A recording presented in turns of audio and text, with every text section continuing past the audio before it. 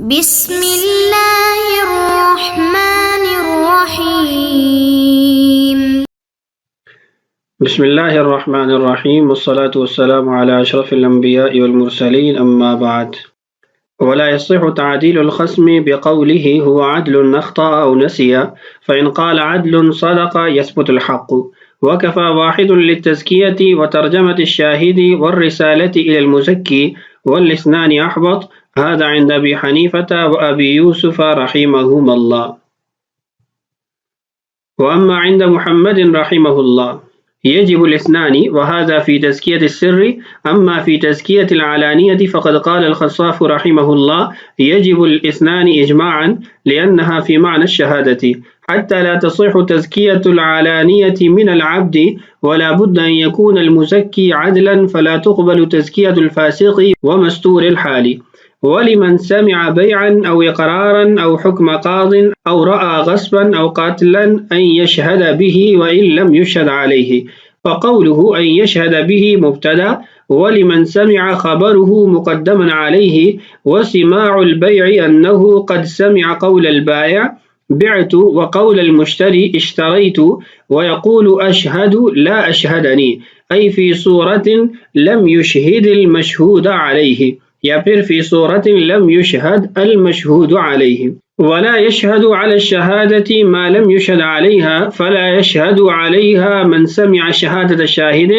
أو الإشهاد على الشهادة أي سمع رجل أداء الشهادة عند القاضي لا يسع له أن يشهد على شهادته وكذا إن سمع إشهاد الشاهد رجلا آخر على شهادته لا يسع له أن يشهد على شهادته لأنه ما حمله وإنما حمل غيره ولا يشهد من رأى خطه ولم يذكر شهادته هذا عند أبي حنيفة رحمه الله لأن الخط يشبه الخط وعندهما يحل إذا علم أن هذا خطه لأن التغيير فيه نادر وقيل فيما ذكر أنه لا يشهد لا خلاف فيه وإنما الخلاف فيما إذا وجد القاضي شهادته في ديوانه لأن ما يكون تحت ختمه يؤمن عليه التغيير بخلاف الصك فإنه في يد الخصم. یہ آج کے ہمارے سبق کی عبارت. اس عبارت میں جو سب سے پہلا مسئلہ ہے وہ یہ ہے کہ اگر مدعا علیہ وہ گواہوں کی عدالت کو بیان کرتا ہے تو اس کا یہ تعدیل کرنا اور گواہوں کا عادل ہونے کو بیان کرنا درست نہیں ہے. اس کی وجہ یہ ہے کہ مدعا علیہ وہ گواہوں کی نظر میں اور مدعی کی نظر میں جھوٹا ہے. اس پر جس چیز کا دعویٰ کیا گیا ہے اس چیز کے اندر وہ ناحق ہے، غیر حق پر ہے، تو اس لیے گواہوں کی نظر میں اور مدعی کی نظر میں وہ سچا نہیں ہے. تو جب وہ سچا نہیں ہے تو پھر وہ اس کی تعدیل بھی نہیں کر سکتا، وہ ان کو عادل بھی نہیں قرار دے سکتا. یہ تو تھا نفس مسئلہ. یہاں پر جو دو صورتیں لکھی ہیں ان کو سمجھ لیجئے. صاحب کتاب فرماتے ہیں کہ اگر مدعا علیہ وہ ان کلمات سے گواہوں کی عدالت بیان کرتا ہے کہ وہ عادل ہیں، اس بات کو میں بھی مانتا ہوں، لیکن ابھی جو وہ گواہی دے رہے ہیں اس میں وہ غلطی کر رہے ہیں یا پھر وہ بھول گئے ہیں، تو پہلے کہتا ہے کہ وہ عادل ہیں اور پھر اس کے بعد کہتا ہے لیکن میرے معاملے کے اندر اس کیس کے اندر ان سے غلطی ہو رہی ہے یا پھر وہ بھول گئے ہیں. فرماتے ہیں کہ اس کی یہ تعدیل قبول نہیں کی جائے گی. وجہ پہلے آپ سے عرض کر دی کہ جو مدعی ہے وہ اس کو جھوٹا سمجھتا ہے، گواہ بھی مدعا علیہ کو جھوٹا سمجھتے ہیں، تو جب وہ اس کو جھٹلا رہے ہیں تو وہ ان کے لیے معدل بھی نہیں بن سکتا، تعدیل بھی نہیں کر سکتا. ہاں البتہ وہ کہتا ہے کہ وہ عادل ہیں اور سچ بول رہے ہیں تو پھر گواہوں کے یہ جو تعدیل کی جا رہی ہے اس کو معتبر سمجھا جائے گا اور قاضی گواہوں کی گواہی کی بنیاد پر فیصلہ کر دے گا.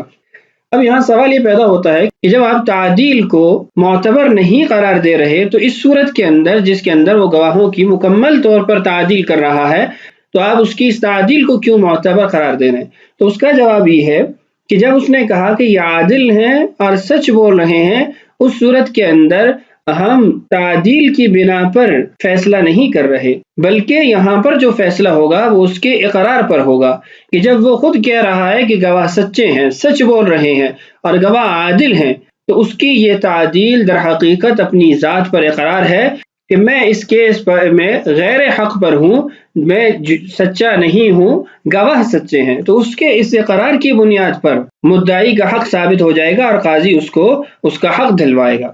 عبارت پڑھ کے مزید وضاحت ہو جائے گی۔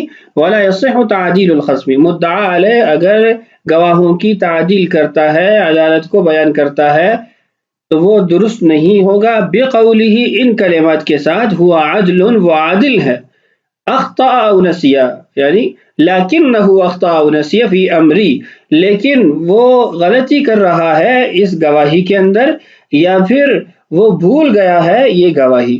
فَإِنْ قَالَ، اگر وہ کہتا ہے عادل، گواہ عادل ہے، صدق، سچ بول رہے ہیں، یثبت الحق، تو وہاں پر مدعی کا حق ثابت ہو جائے گا۔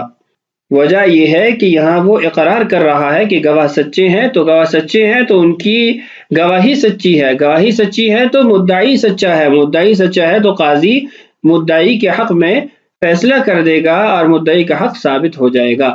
یہاں پر بھی اور پہلے مسئلے میں بھی اس کی تعدیل کا اعتبار نہیں کیا گیا، بلکہ اس کے اقرار کا اعتبار دوسری صورت کے اندر کیا گیا ہے۔ اس کے بعد دوسری بحث ہے وَكَفَى وَاحِدٌ لِلتَّزْكِيَةِ، کہ مزکی ان کی تعداد کیا ہوگی؟ کیا تزکیہ کے لیے ایک آدمی کافی ہے یا دو آدمی ہونا ضروری ہے، یا جن امور کے اندر 4 افراد کی گواہی قبول کی جاتی ہے جیسے زنا ہے، ان کے اندر 4 تزکیہ کرنے والوں کا ہونا ضروری ہے۔ اسی طریقے سے جو گواہ ہے اس کی ترجمانی کرنے کے لیے ایک فرد کافی ہے، یا 2 ہوں گے، یا نصاب کے بقدر ہوں گے۔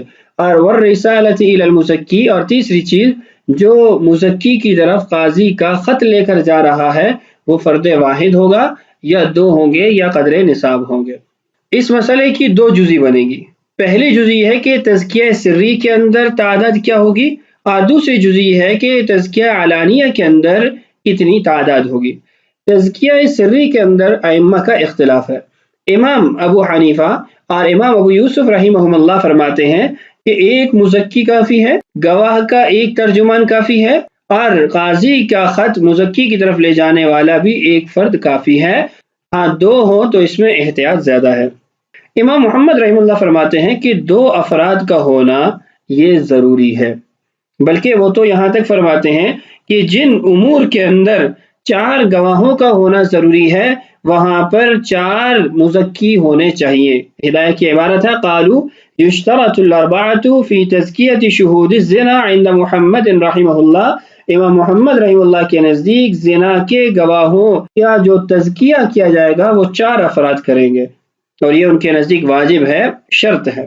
امام محمد رحمہ اللہ کی دلیل یہ ہے کہ تزکیہ اور تعدیل ایک اعتبار سے گواہی کی بنیادیں ہیں، اس لیے کہ شہادت کا مقبول ہونا نہ ہونا تزکیہ پر موقوف ہے۔ تو جب شہادت کے لیے عدد اور عدالت ضروری ہے تو شہادت کی جو بنیاد ہے تزکیہ تعدیل، اس کے اندر بھی عدد اور تعداد کو ملحوظ رکھا جائے گا۔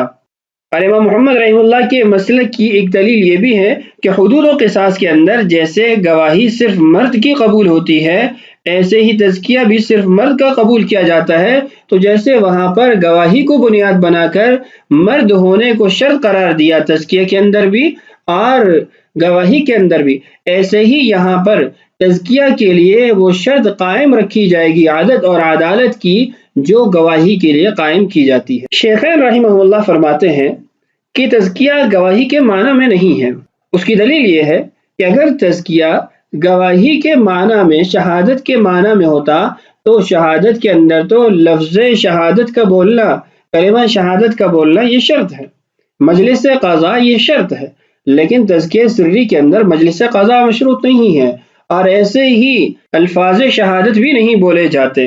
تو جب یہ گواہی کے معنی میں نہیں ہے تو اس کے اندر وہ شرائط نہیں ملحوظ رکھی جائیں گی جو گواہی کی ہوتی ہیں۔ حاشیے میں یہ بات لکھی ہے کہ عدد کی شرط لگانا اس کے اندر حرج لازم آتا ہے، اس لیے عدد کی شرط نہ ہی لگائی جائے، اور فتویٰ بھی شیخین کے قول پر ہے۔ دوسری جو جزئی تھی وہ تھی علانیہ تزکیہ کی۔ علانیہ تزکیہ کے اندر امام خصاب رحمہم اللہ کے قول کے مطابق بالاجماع 2 افراد کا ہونا یہ ضروری ہے، واجب ہے۔ اس کی وجہ یہ ہے کہ جو علانیہ تزکیہ ہوتا ہے وہ سب کے نزدیک گواہی کی طرح ہوتا ہے، گواہی کے معنی میں ہوتا ہے۔ اسی لیے اور اس کی بنیادیں آپ دیکھیے کہ گواہی وہ مجلس قضا میں دی جاتی ہے، تو تزکیہ علانیہ بھی مجلس قضا کے اندر ہوتا ہے۔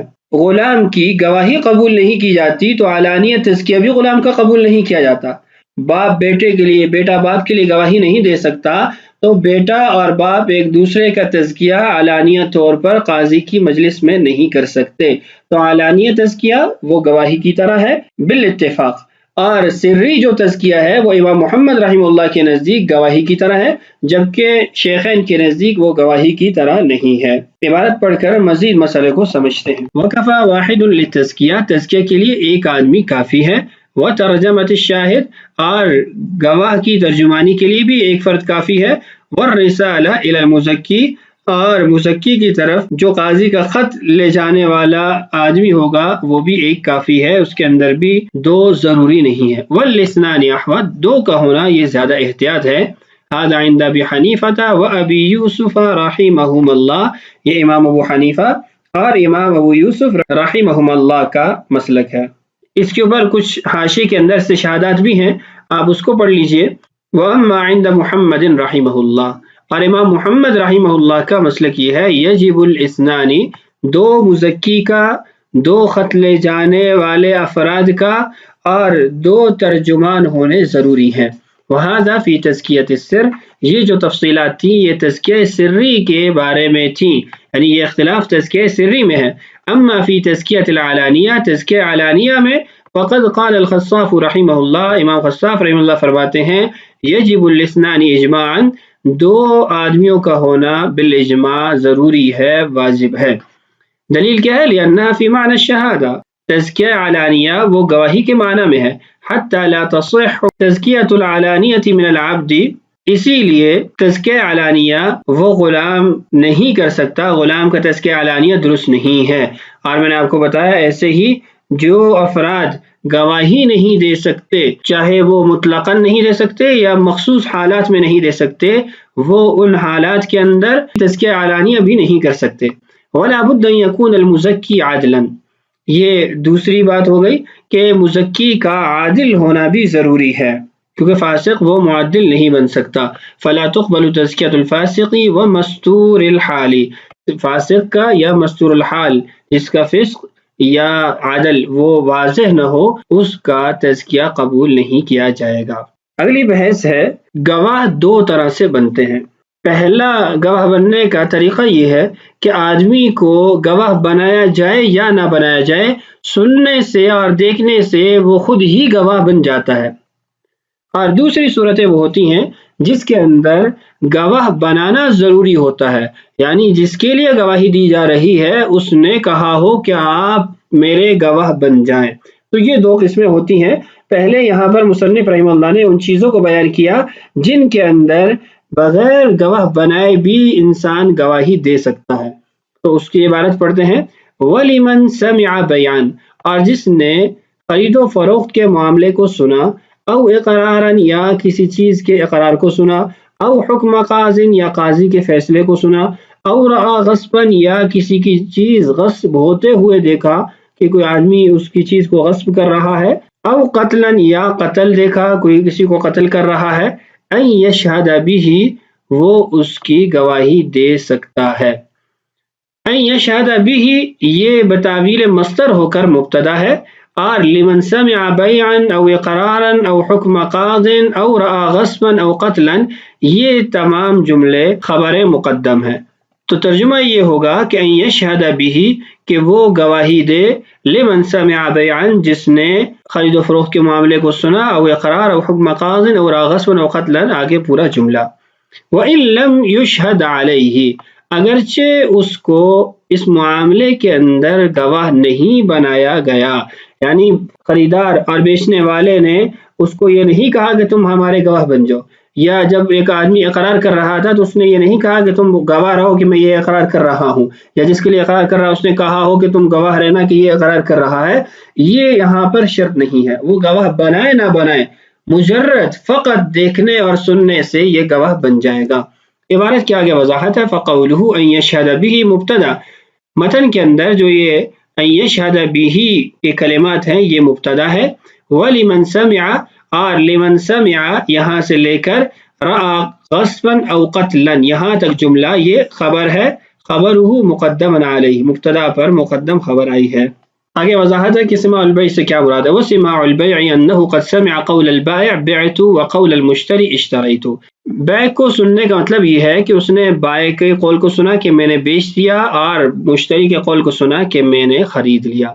مزید کچھ اس میں تفصیلات ہیں کہ اس مجلس میں حاضر ہونا بھی ضروری ہے یا نہیں ہے، اگر پردے کے پیچھے سے سنتا ہے تو پھر کیا حکم ہوگا، مختلف اس قسم کے اندر مختلف جزیات ہیں، انشاءاللہ آگے ہدایہ وغیرہ میں آپ پڑھ لیں گے۔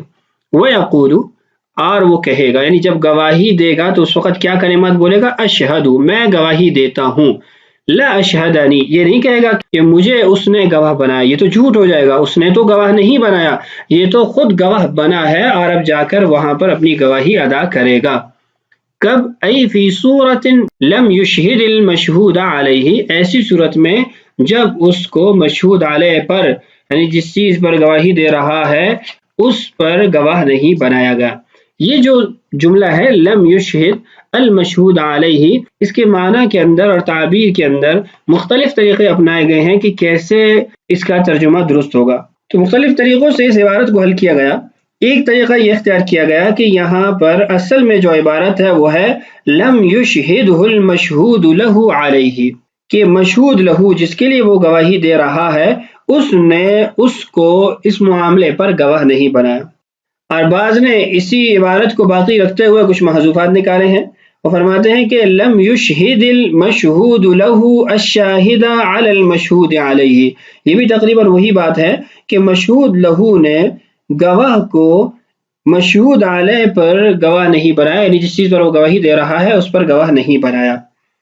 اور تیسری صورت اس کی قائم ہوگی کہ یشہد اس کو مجہول پڑھا جائے، لم یشہد کہ اس کو گواہ نہیں بنایا گیا، ضمیر جو ہے وہ فاعل کی طرف لوٹے گی، اور مشہود علیہ یہ مفعول بہ ثانی ہونے کی وجہ سے منصوب پڑھا جائے گا، اور ترجمہ یوں ہوگا کہ مشہود علیہ پر گواہ کو گواہ نہیں بنایا گیا یا کسی شخص کو گواہ نہیں بنایا گیا۔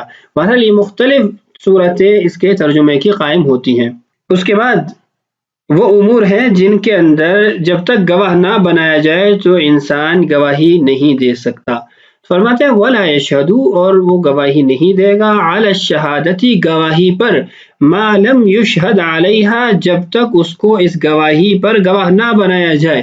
اس کی مثال آگے شرح میں آ رہی ہے کہ قاضی کے پاس ایک کیس دائر تھا، ایک دعویٰ قائم تھا، وہاں پر گواہوں نے گواہیاں دی، قاضی نے وہ گواہیاں لکھ لیں، اپنے پاس محفوظ کر لی اور فیصلہ نہیں کیا، اگلی تاریخ دے دی۔ اب وہاں ایک شخص اس گواہی کو سن رہا تھا، تو اس شخص کے لیے یہ جائز نہیں ہے، اور نہ اس کو یہ اختیار ہے کہ آئندہ کسی معاملے کے اندر یہ قاضی کے سامنے جا کے گواہی دے کہ اس نے خود گواہی سنی ہوئی ہے، اس بنیاد پر وہ آگے گواہ بن جائے۔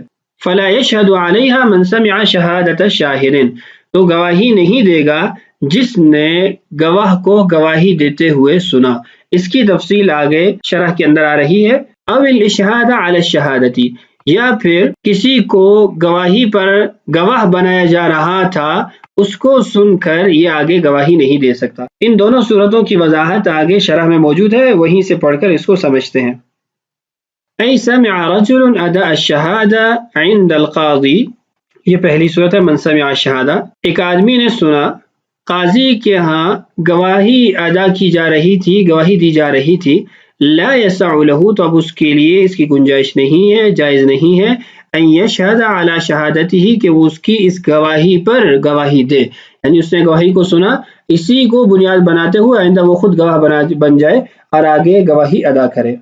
وکذا ان سمع اشہاد الشاہد رجلا آخر علی شہادتہ اور اسی طرح ایک آدمی نے سنا کہ گواہ وہ کسی اور کو گواہ بنا رہا تھا اپنی گواہی پر، لا یسع لہ اب اس کے لیے جائز نہیں ہے، گنجائش نہیں ہے، ان یشہد علی شہادتہ کہ اس نے جب کسی اور کو اپنی گواہی پر گواہ بنایا تو اس کو سن کر یہ آئندہ گواہ بن جائے۔ وجہ کیا ہے؟ لأنہ ما حملہ اس لیے کہ اس نے یعنی جو گواہ کسی اور کو گواہ بنا رہا تھا اس نے اس پر گواہی کا بوجھ نہیں ڈالا، اس کو گواہ نہیں بنایا۔ لأنہ ما حمل هذا الرجل الشہادۃ یہ پوری عبارت ہوگی۔ وَإِنَّمَا حَمَّلَ الشہادۃ غیرہ ای غیر السامع، بلکہ اس نے اس سننے والے کے علاوہ کسی اور پر گواہی کا بوجھ ڈالا ہے، اس کو گواہی کی ذمہ داری دی ہے۔ تو یہ تھا آج کا ہمارا سبق۔ بقیہ جو مسائل ہیں آنے والی ویڈیوز میں پڑھتے رہیں گے۔ اللہ تعالیٰ سے دعا ہے اللہ تعالیٰ ہمارے لیے اسباق کی تکمیل آسان فرمائے۔ اللہ تعالیٰ ہم سب کا حامی و ناصر ہو۔ السلام علیکم ورحمۃ اللہ وبرکاتہ۔